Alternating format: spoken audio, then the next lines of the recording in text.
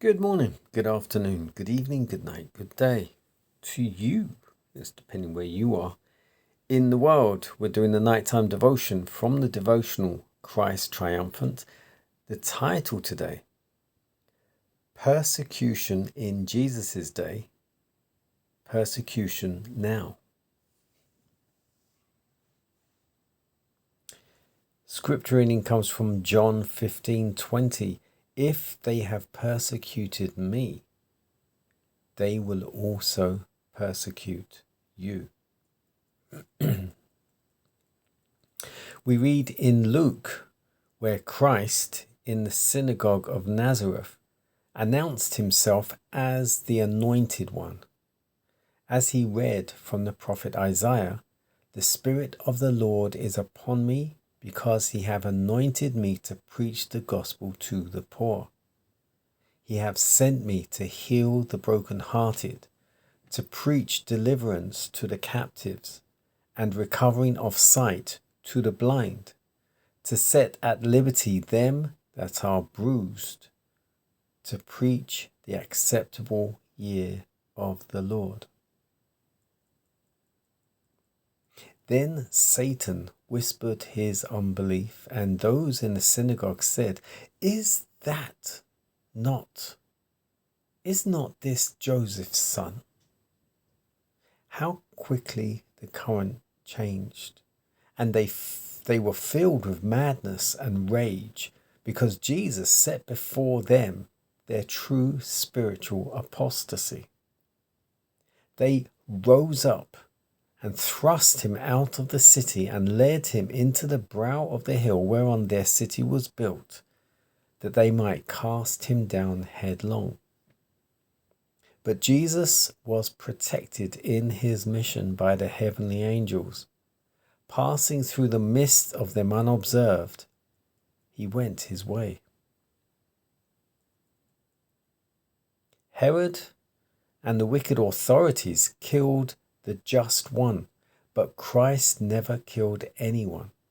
And we may attribute the spirit of persecution, because men and women want liberty of conscience, to its origin, Satan.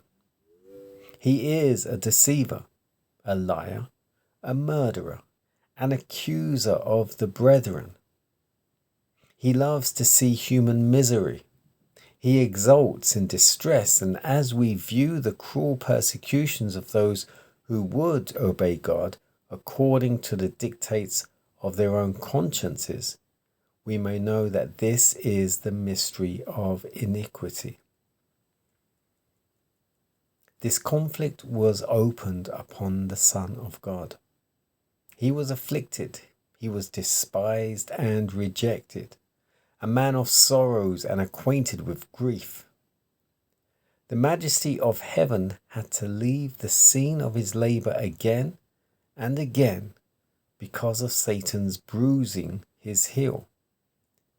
And finally, Satan's malignity reached its utmost power when Satan inspired and controlled the minds of wicked men to crucify him.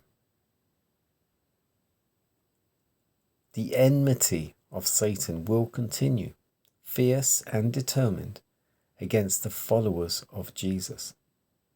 Christ has said to his faithful ones, "They have persecuted me, they will also persecute you." There can be no enmity between fallen angels and fallen human beings who have practiced the very works and sport of Satan. Evil, wherever it exists, is rejecting light and truth and departing from the living God. Will always league against the righteous and the obedient.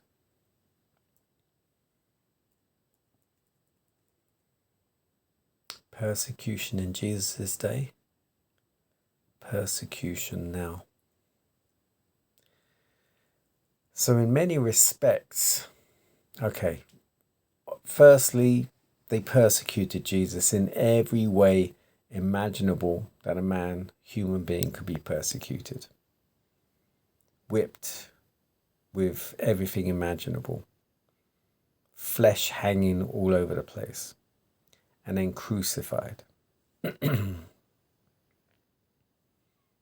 The disciples who followed him, and if you remember, I think it was James and John, they're all competing who should be closest to Jesus, who should be second, third in command with Jesus. And basically Jesus said to them, if you are prepared to sip from the same cup that I have to sip from, then you shall sip from it. Now that's not exactly what it said, but basically saying that if you're prepared to take what I have to take, then yes, you will take it. You will be with me, but you will have to go through your persecution also. They all went through their own persecution. Every single disciple went through some sort of martyrdom.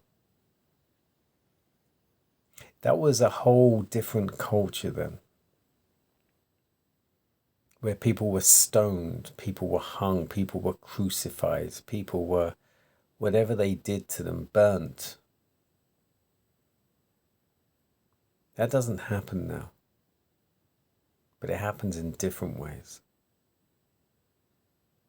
But the same spiritual warfare that happened then 2,000 plus years ago is the same spiritual warfare that is happening right here and now in our time now, 2025. But the torture, the persecution isn't the same, but it is just as bad, but in different ways. Here now, it's more psychological, societal. You'll get thrown in jail, you'll get all kinds of things done to you, but it's not exactly getting stoned in the street or burnt alive in the street or crucified. There are other ways that they hurt you that seem to be more justified. But it's all just as sick and evil as it was then, and it is now. Are you prepared to go down that road and sip from that same cup?